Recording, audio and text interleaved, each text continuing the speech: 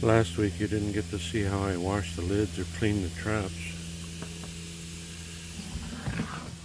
So I have a utility sink and a garden hose with an attachment. And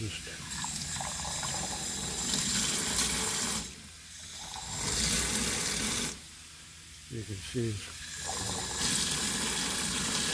quite a few larvae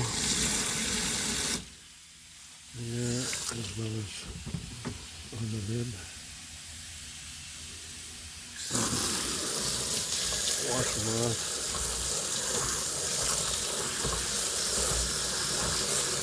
And they usually stick on there.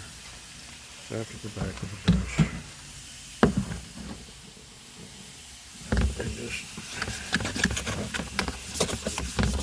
and that's all there is to it.